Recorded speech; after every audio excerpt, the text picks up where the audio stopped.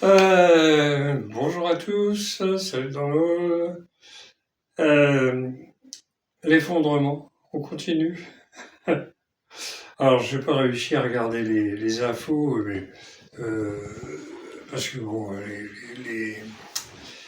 les, les versions euh, défendues par les chaînes d'infos qui appartiennent aux milliardaires ou qui obéissent au gouvernement, euh, hein, bon.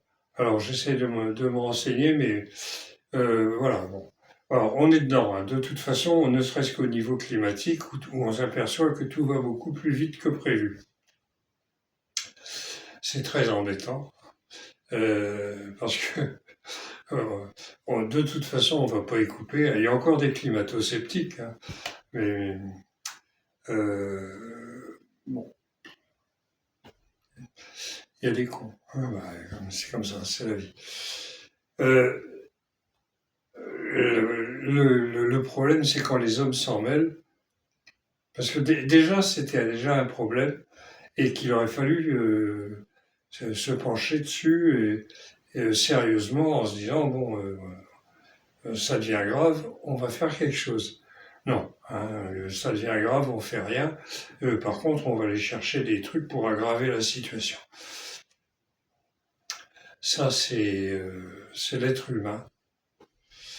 Et si on ne peut pas y faire grand-chose. Alors, j'ai un bouquin, je ne l'ai pas lu jusqu'au bout, hein. Mais c'est d'Yves Cochet, précision sur la fin du monde. Yves Cochet, il a été ministre de l'écologie du temps de la gauche. Et c'est un Breton. Alors, il doit pas habiter dans le coin, il est plutôt du côté de Rennes, mais là, ils vont avoir des problèmes parce que la Bretagne est en train de redevenir une île.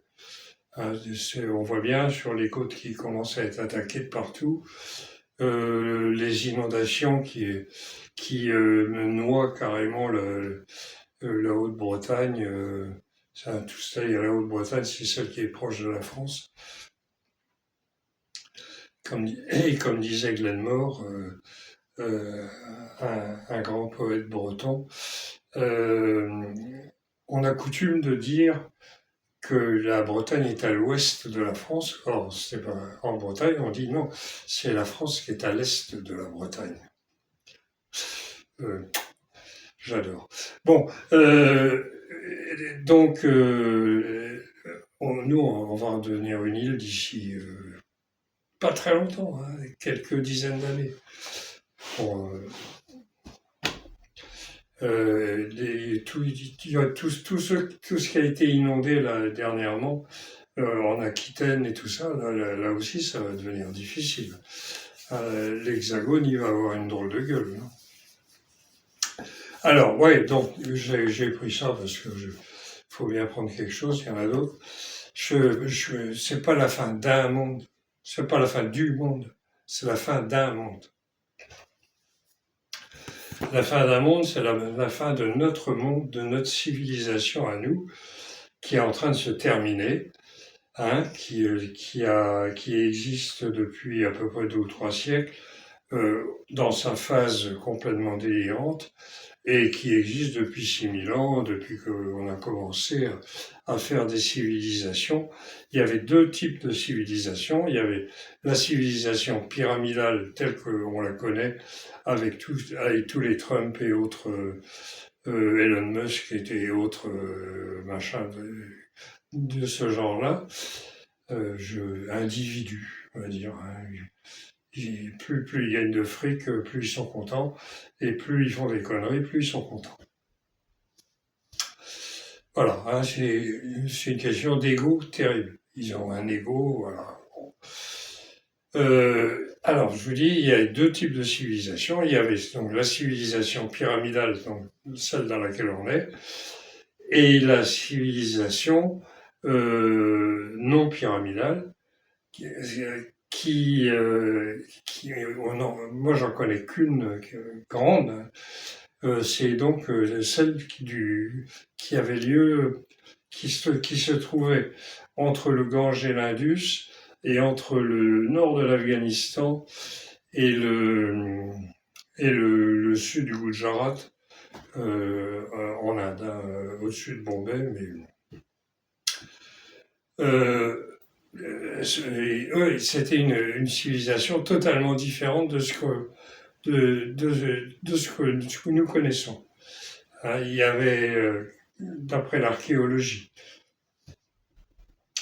j'aurais dû prendre le bouquin là. Je vous recommande le bouquin de Ken Hoyer, Kenoyer en anglais sans doute, Jonathan Mark Kenoyer, c'est en anglais, mais alors il y a plein de photos, puis c'est bien expliqué. Euh, vous, euh, vous, vous allez voir que elle était complètement différente parce que il n'y a pas de palais, pas de maison de luxe tapageur, pas d'inégalités flagrantes. Il y a des inégalités parce qu'il y a des gens qui sont plus bosseurs que d'autres ou plus chanceux, etc. Bon, mais ça sautait pas aux yeux. Il n'y avait pas de quartier riche et de quartier pauvre. Il y avait, alors c'était par les villes étaient organisées par communauté, si vous voulez. Dans tel coin, c'était une communauté, on ne sait pas exactement lesquelles, à part les artisans qu'on peut retrouver grâce à ce qui reste de leur boulot.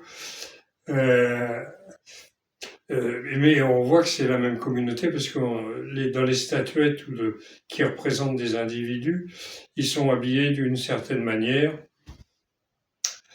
ils portent certains bijoux que dans ce quartier-là, et puis là, dans le quartier d'à côté, c'est différent, donc on se dit c'est des communautés, mais voilà, on n'en sait pas plus. Donc alors je disais, pas de palais, pas de temple, non, pas de pas d'armée, rien. Un pays qui était grand comme 2 fois la France, ouais, sans armée, pas de porte-avions nucléaire, pas de sous-marin, pas de rien du tout,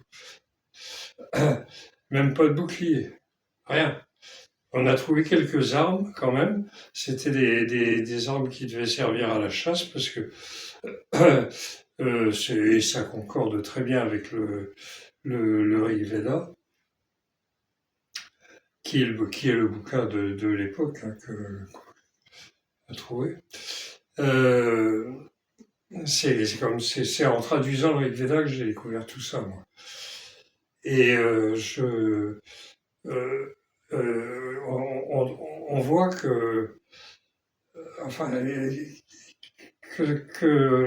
alors c'est d'abord que tout le texte est à prendre non pas au premier degré comme l'ont fait les premiers traducteurs qui, dans les années 1850, par là, et en pleine période coloniale où ils trouvaient ça tout à fait normal que nous, avec notre suprême intelligence, on aille expliquer aux sauvages comment faire. Alors ça, c'était les Anglais, mais nous, les Français l'ont fait en Afrique, partout, y compris en Bretagne d'ailleurs, parce que comme on parlait pas leur langue, et qu'on n'avait pas forcément la même façon de voir les choses. Bon, bref, si vous avez un peu circulé dans le monde et puis vous rencontrez un peu d'autres cultures, il y a des gros cons et des gros méchants. Pendant longtemps, les Blancs ont été persuadés que c'était les autres. Mais en fait, c'était eux. Hein. On a fait tous les crimes qu'on a fait, là, on va les payer maintenant. Parce que cet imbécile de Trump, qui est vraiment un imbécile, hein, euh, a réussi, avec en plus Netanyahou, qui lui a pas la conscience tranquille, loin de là, et qui craint un procès, lui, il est obligé de continuer à faire la guerre. Donc Trump, il s'est dit, tiens, ça va être le moment de parler d'autre chose que de l'affaire Epstein et de ses frasques avec les gamines de 12 ans. Ça vous montre aussi quel individu il s'agit, de quel genre d'individu il s'agit. Et il s'est dit, bon, rien de tel qu'une bonne vieille guerre contre l'Iran, ils sont nuls. Nous, avec notre supériorité et notre vaste intelligence, on va les écraser. Eh ben non, parce que les Iraniens sont loin d'être des imbéciles. Ce sont des gens qui ont une culture qui remonte à au moins 4000 ans. Alors il y a un peu de tout, hein. C'est pas un peuple qui fait tout l'Iran, mais vous avez des Kurdes, des Zoroastriens, des, des Juifs, des chrétiens, et tout le monde vit, même s'ils ont des ayatollahs un petit peu beaucoup pas faciles à vivre. euh, ils vivaient quand même d'une certaine manière. Alors, ça plaisait pas à tout le monde, surtout à ceux qui voulaient vivre à la manière occidentale, donc dans les grandes villes, à Téhéran, à Ispahan, etc. Euh, ils avaient leur façon de vivre, et puis ce qu'on a raconté sur la répression, là où on a dit ils ont tué 30 000 personnes. En fait, personne n'a jamais su d'où venait ce chiffre-là. Hein. Parce que il y a eu des révoltes, et il y a toujours des gens qui veulent vivre à notre manière. Et, et,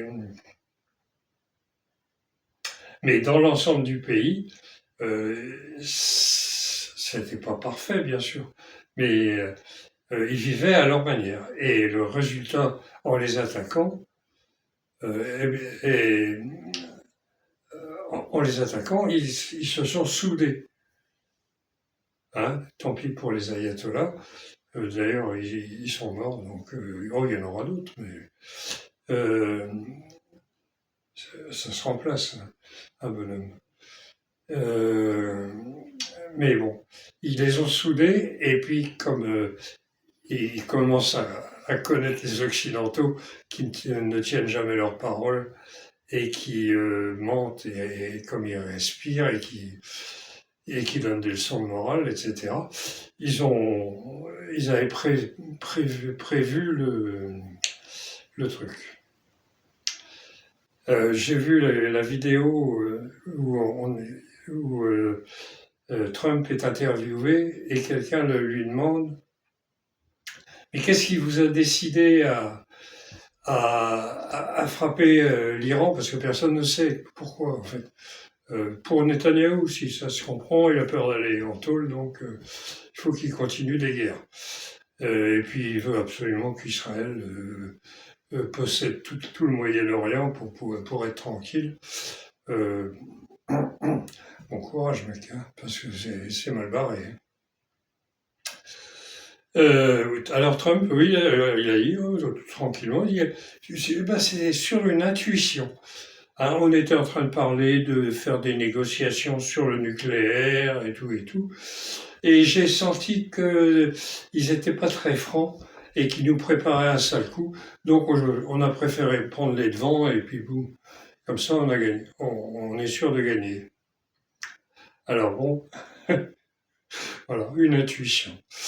Hein, est-ce qu'il a bien dormi? Est-ce qu'il a mal dormi ce jour-là?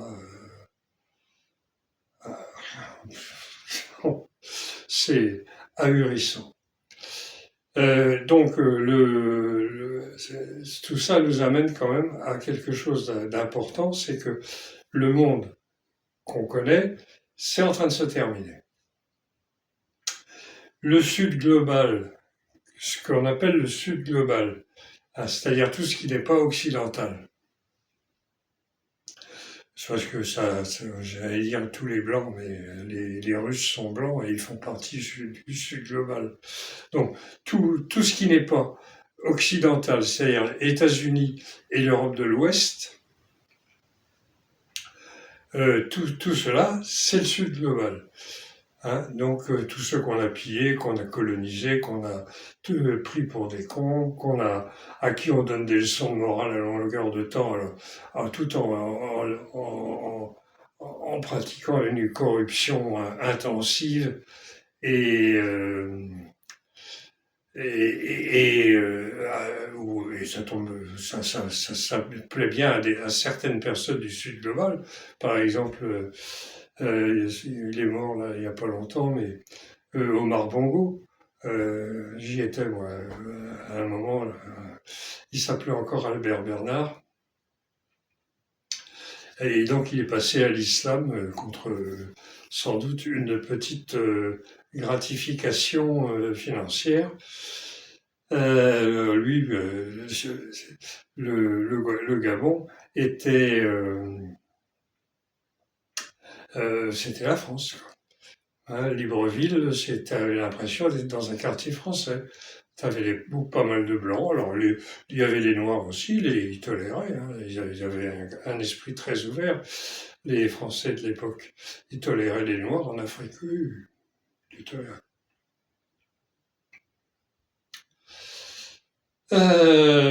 Si vous tombez sur une vidéo qui s'appelle euh, à tous mes à tous mes Auvergnats, euh, je vous conseille de la regarder si ça vous intéresse, les tribulations d'un mec de 22-23 ans, c'est-à-dire moi, à cette époque-là. Euh, voilà. Pendant 7 ans, j'ai circulé à travers le monde et avec des petits inconvénients comme j'ai rencontré au Gabon, hein, parce qu'on ne montrait pas l'exemple, moi et mon collègue. On ne montrait pas l'exemple au noir. Il fallait montrer au noir comment il fallait être. Hein, c'est-à-dire pas de barbe, pas de cheveux longs, et puis être les chefs. Voilà. Donc, bon, tout ça, c'est fini. C'est les gens du Sud global, comme on dit, qui ne s'aiment pas forcément les uns les autres, hein, mais qui ont un ennemi commun, c'est nous. Et oui. Bon, l'Amérique surtout, hein, pour eux ça va être dur, ça va être très dur. Et pour nous ça va pas être mal non plus parce qu'on l'a mérité. Alors je sais bien, c'est pas nous, hein, c'était nos parents, grands-parents, tout ça. Mais bon, ben, c'est, voilà. Donc, je dis, ça se termine. Maintenant, qu'est-ce qui va se passer après? Parce qu'une fois que ce sera terminé, qu'il n'y aura plus de pétrole, qu'il n'y aura plus de gaz, qui seront entretués avec les derniers trucs, qu'il y aura eu des bombes atomiques, on dit nucléaires maintenant, pareil,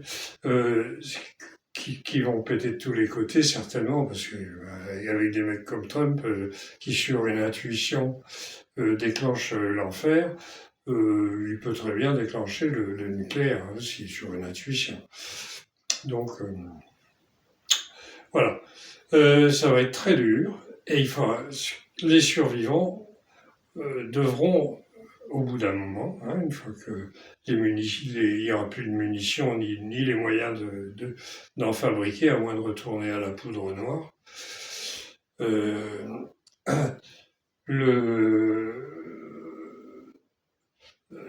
il faudra bien, au bout d'un moment, recommencer à vivre à refaire une civilisation. Alors, on ne fait pas une civilisation à partir d'une panique générale et directement comme ça. Donc il y a un moment il va y avoir tout un moment d'organisation, alors ce que je dis, moi, la seule solution, c'est euh, créer des réseaux de solidarité sans chef. Hein. Ça, c'est le truc à bannir. Pas de chef, pas de chef, surtout pas de chef. Hein. Il n'y a pas un ou des mecs qui décident, surtout pas d'élections, parce que les élections, alors c'est ceux qui ont le plus gros ego qui arrivent en disant vous allez voir, avec moi, hop, hop, hop. Ah, ça va être le bonheur. Non, jamais. Donc, qu'ils soient de gauche ou de droite, hein. Alors là, je vais mettre tous dans le même sac. Et ceux du centre aussi, hein, encore pire.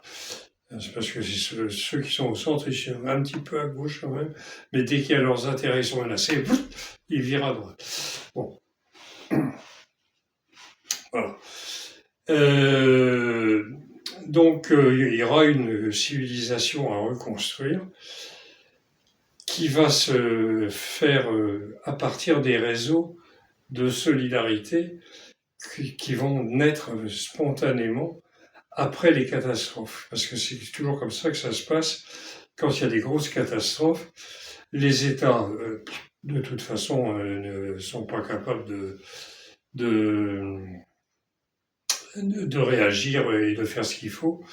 Ils sont complètement dépassés par la situation et puis ils s'en foutent complètement. Ce qui les intéresse, c'est leur peau et leur pognon, s'ils peuvent, mais si c'est encore de la valeur.